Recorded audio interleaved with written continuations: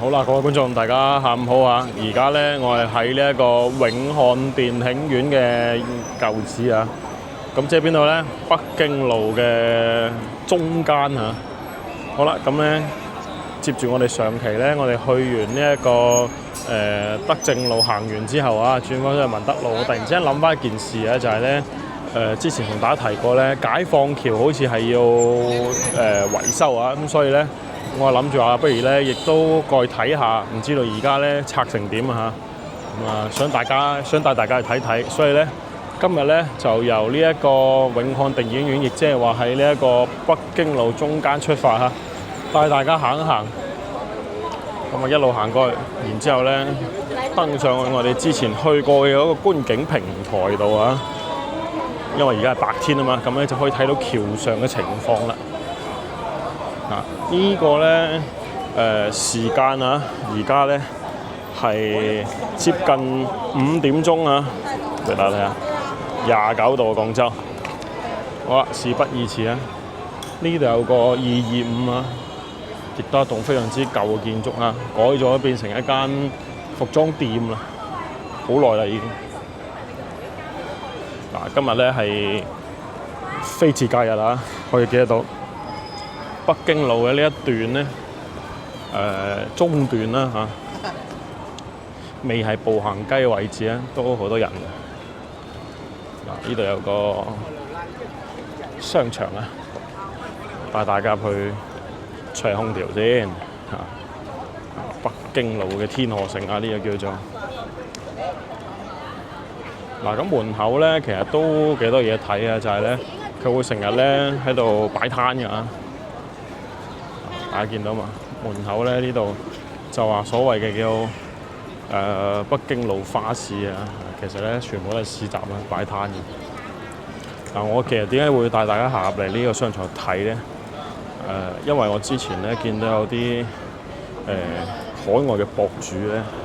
誤打誤撞入咗嚟之後咧，就嘩聲啊，就話呢度好似好犀利咁，好大啊！咁其實咧，確實呢個商場咧係幾大嘅。以前咧，呢個地方叫咩名咧？叫做養中會啊，唔知道大家記唔記得？咁咧總共啊樓上咧有成7、8樓高，咁啊亦都算係。越秀區咧呢個範圍裏邊嚟講咧比較大型嘅一個商場，但係咧佢一啲都唔高端啊，主要都係啲好貼地嘅東西啊。食飯嘅多啊，樓上全部都食飯嘅，睇到嘛？咁啊樓下馬上咧要開超市啦，咁啊基本上都係啲後生仔中意嘅嘢啦。咁啊其實唔使嘩聲嘅嚇，因為咧對於廣州市民嚟講咧，呢啲商場咧算係最普通㗎啦嚇。就唔係啲咩好頂級啊，好多嘢賣啊，啲商場係好普通嘅商場嚟嘅啫啊。咁啊，其實咧，如果大家叫做喺國外翻嚟，或者喺香港翻嚟，我相信咧對於呢啲應該咧就唔會話有好大嘅感觸啊。但係咧，對於一個土生土長嘅外國人咧，佢可能咧就會受到好多國外嘅一啲文化薰陶咧，就會認為咧對於中國嚟講咧會有啲偏見，咁佢可能會冇估到原來係咁現代化嘅。咁所以呢個咧就係北京路嘅天河城啦。其實都係一個好日常平平無奇嘅商場嚟嘅啫嚇，咁啊帶大家去睇下。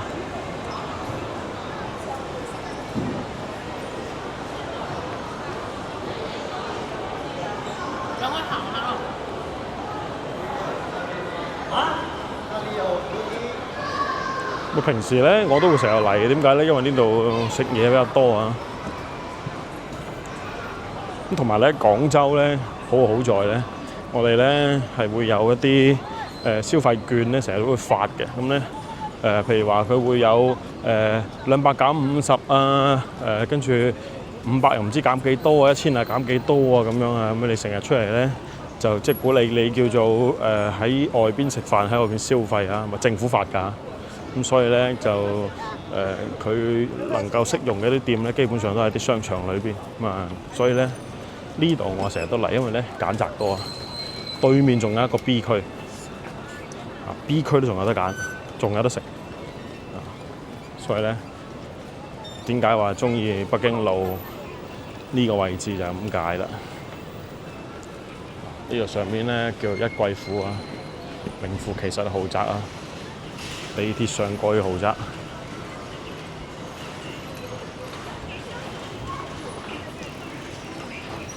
嗱，咁我哋而家行嘅呢條路咧叫咩名？叫泰康路啊。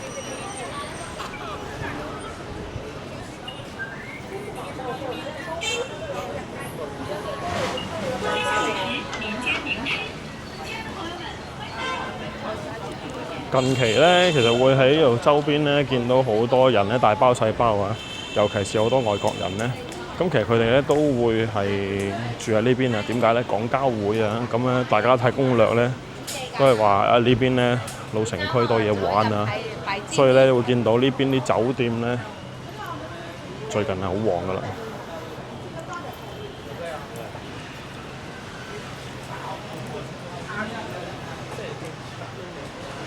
你慢慢做7條友程。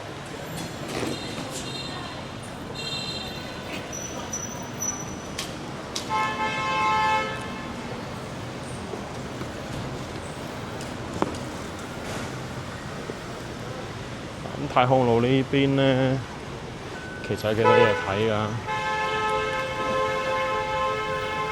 我咧就比較中意咧行內街啊，因為外街咧冇咩好睇。帶大家行一段先，一陣間咧就轉翻出嚟啊！嗱，呢度咧仲有人鬥木啦，好少可㗎啦。喺廣州咧，你好少揾到人咧專門做鬥木嘅。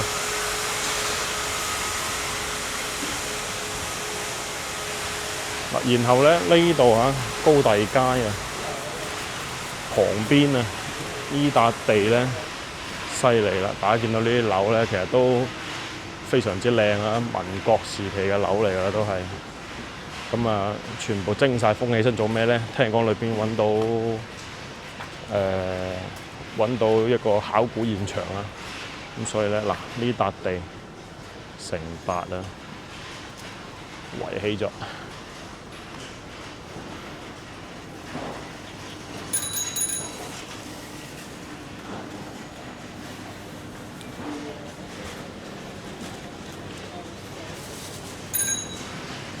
嗱，呢條巷叫咩名咧？呢條巷叫木牌頭啊。旁邊呢度全部都係呢啲好舊好靚嘅一睇即係民國風格嘅屋啊。雖然顯得有啲破舊，但係咧一睇就知道，以前咧係啲有錢人先住得起㗎。大家睇下。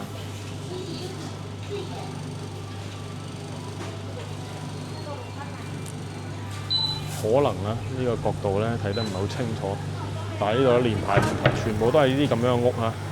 咁呢一忽咧，其實後邊咧，我睇好似話咧係有計劃咧，將佢哋重新咧全部啊整合翻起身啊，做翻啲即係叫做恢復嘅工作。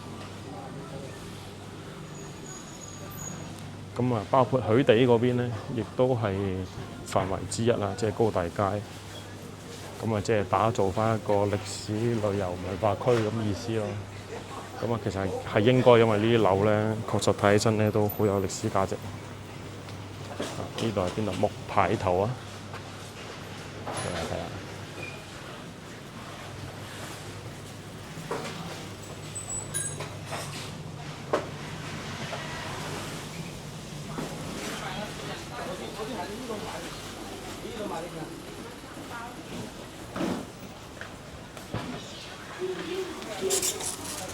呢啲巷咧行起身就好老廣州啦。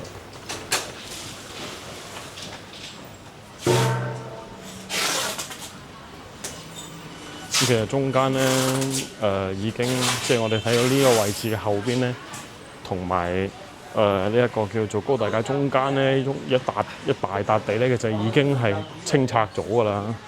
其實我覺得比較可惜嘅，因為佢清拆咧，先發現裏邊原來有寶啊！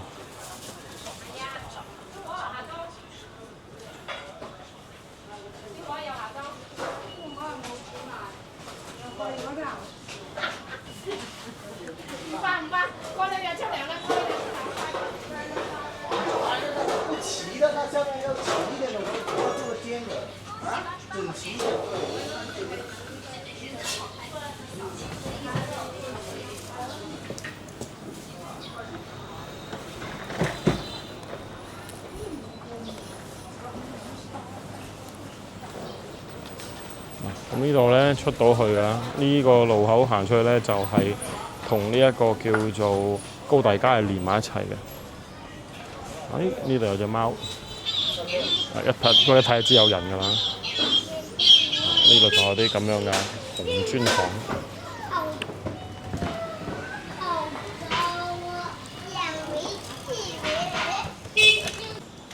嗱，咁我哋唔往前行啦。嚟到呢度咧，我哋就轉一轉啊！我哋咧喺呢度叫木牌新街咧轉出去。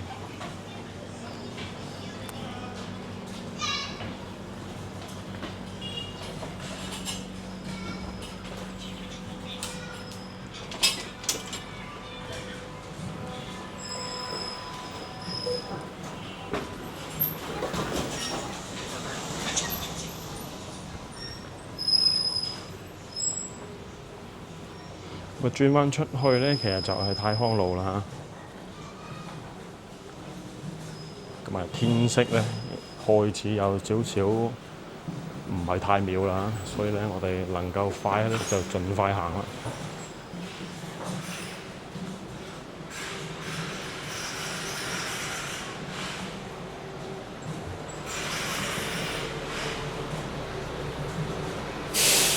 所以咧，其實我哋有冇觀眾知道木牌頭咧？佢之前係一個點樣嘅來龍去脈咧嚇？點解佢有咁多呢啲樓咧？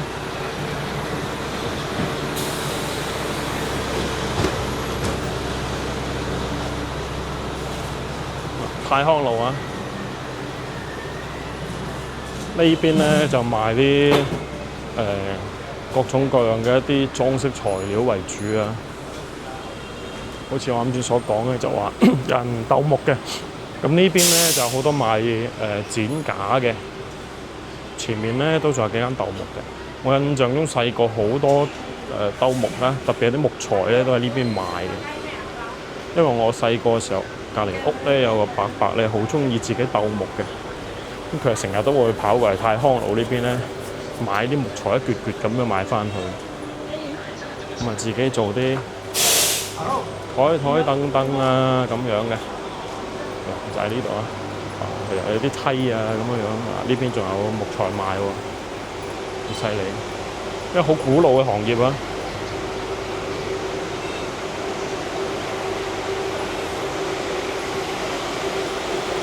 細個咧對於呢啲木頭製品咧又中意又驚啊！中意係中意佢嗰陣木頭味。驚咩咧？驚佢有倒刺啊！因為咧插親咧都痛噶，成日都插親手啊！所以咧就以前工藝冇咁靚啊嘛。不過咧，我哋屋企啊冇人識鬥木啊，除咗我講到嗰個鄰居之外，其實都好少接觸到自己整嘅一啲叫做鬥出嚟嗰啲木嘅製品。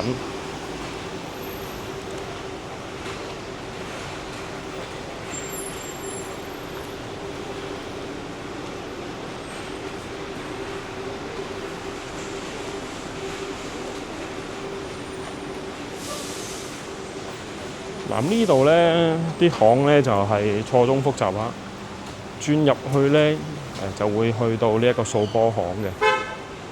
咁但係咧，我哋今日咧就唔係去掃波巷啊。掃波巷之前去過啦，咁啊見大家都幾中意睇嚇。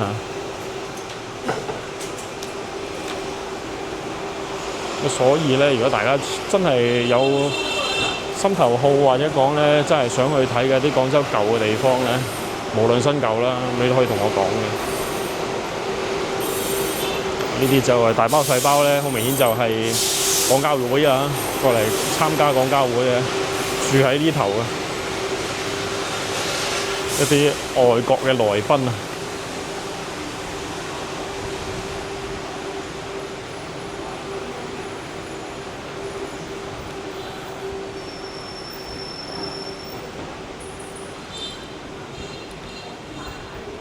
嗱，呢度咧有個電力嘅叫做展覽館啊。以前咧好似呢度係唔使我介紹啦，馬上有啦。呢度叫華安樓啊。大家可以睇下佢歷史啦。1932年華安合群保售公司喺呢度購置嘅基地啊。風格係近似愛群大廈嘅高新哥特式建築。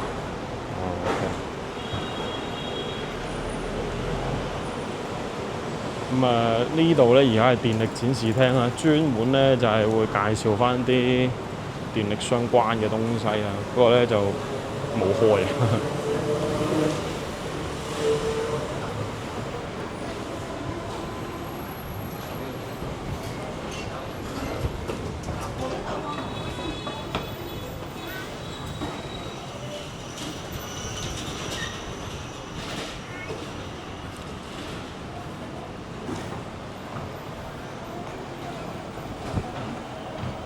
嗱，咁我哋咧就從北京路咧行到嚟呢一個海珠廣場啦嚇，馬上我哋就登上去之前我哋去過嗰個叫做星環廣場咧，遙望一下睇睇解放橋啊整成點啦。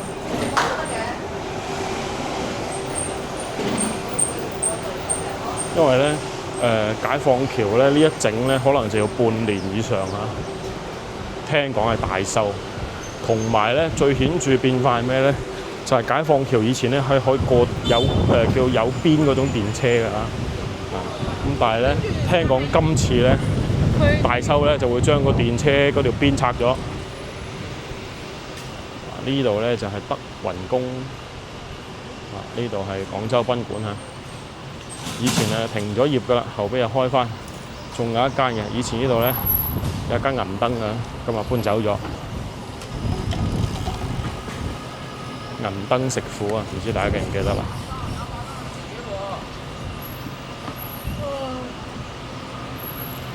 咁講翻嗰條電車邊先啦嚇。咁意味住咩咧？電車邊一拆咧，咁就會意味住接落嚟咧嗰種帶電邊嘅嗰種電車咧，喺廣州咧可能不久嘅將來咧就會退出歷史舞台㗎啦。寫到明啦，歡迎大家過嚟參加呢一個廣交會啊！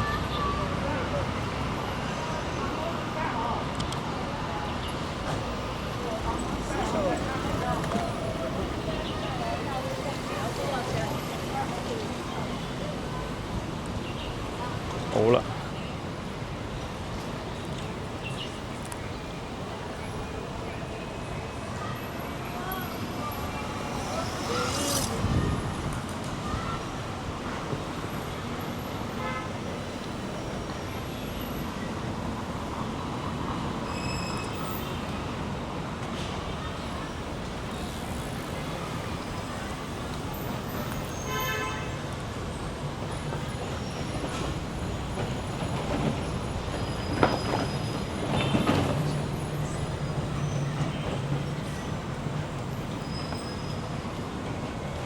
所以咧，近期廣州咧會出現大量嘅海外來賓特別係喺呢邊啦，同埋琶洲咧，應該到處都會見到嘅。咁建議大家盡量，如果翻嚟咧就旅遊咧唔好開車啊。因為咧交通管制咧其實就都比較嚴峻㗎，因為保障啲外賓出行。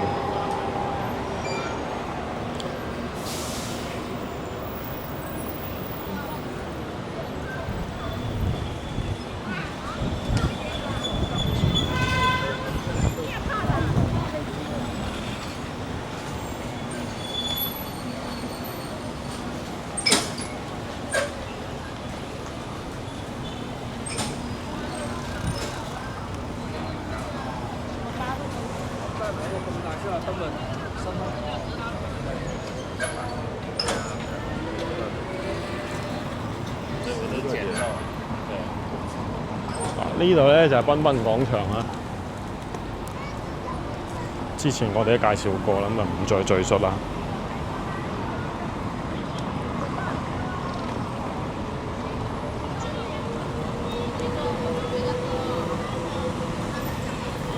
嗱，所以咧帶大家嚟睇咧，主要啊要同大家講嘅咩咧？一個咧就係我啱先所講啦，因為佢係屬於而家係廣交會期間啦，所以咧好嚴峻啊。第二個咧就係大家睇到㗎啦，由於解放橋咧封咗起身咧，導致到咩咧？周邊嗰兩條橋啊苦不堪言啊！呢條咧海珠橋，哇塞車塞到咧，真係啊，你不敢置信啊！另外一條咧就係人民橋啦，夜晚啲車多到咧離晒譜啊！所以咧，大家如果翻嚟啊，記得咧能坐地鐵坐地鐵啊，唔好開車啊！睇到嘛？過河南啊，哇！啲車多到起碼係平時嘅1倍有多。塞車塞到你怕。好啦，我哋嗱聲咧上去上邊睇下先。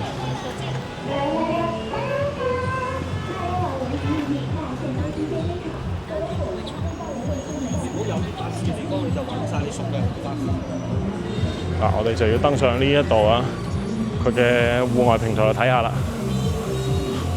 好啦，咁我哋登塔嘅過程咧就唔怕俾大家睇啦，因為都重複啦，行商場。咁我哋去到上面咧，再同大家展示啦。呢度因為咧實在太多車啦，情況唔係太好啊，所以咧我要密切關注住條路嘅情況先得，唔敢一路拍一路過馬路啊，因為車太多啦。好啦，我哋經過漫長嘅呢個電梯時光之後咧，出翻嚟啦上翻嚟呢度咧，白天嘅呢一個戶外平台啊，帶大家睇下先。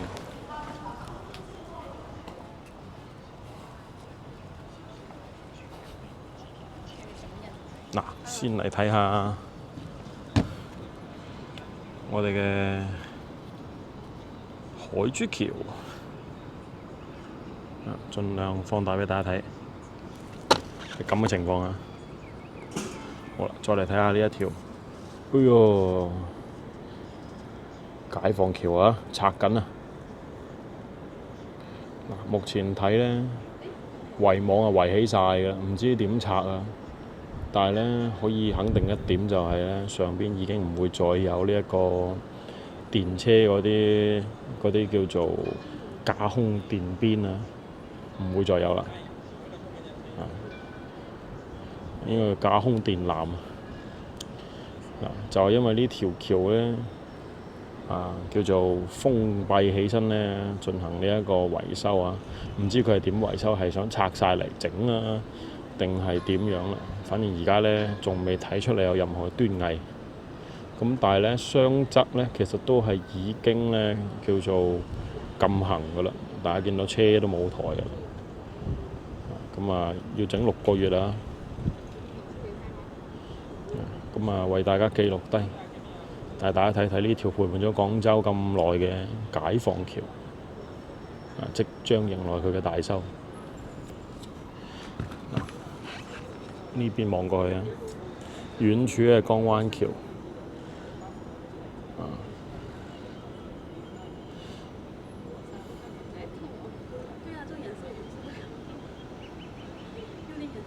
好啦，咁我哋今期視頻咧，大概咧就睇住咁多先啦。記錄一下咧現階段嘅呢個解放橋，帶大家行行泰康路啊、木牌頭啊呢啲地方啊。睇下舊建築啊，了解每一日廣州嘅新動態。好啦，咁我哋今期咧睇住咁多先。大家如果仲未點訂閱，記得點個訂閱啊！點個訂閱咧，我哋每日出嚟拍廣州咧，你就會可以跟住我哋鏡頭足不出戶咧，了解廣州最新情況啦。好啦，咁千祈唔好錯過啊！咁我哋今期咧先睇住咁多先，下期咧仲有更精彩內容啊！記得訂閱啦，唔好錯過啦！下期見啦，拜拜。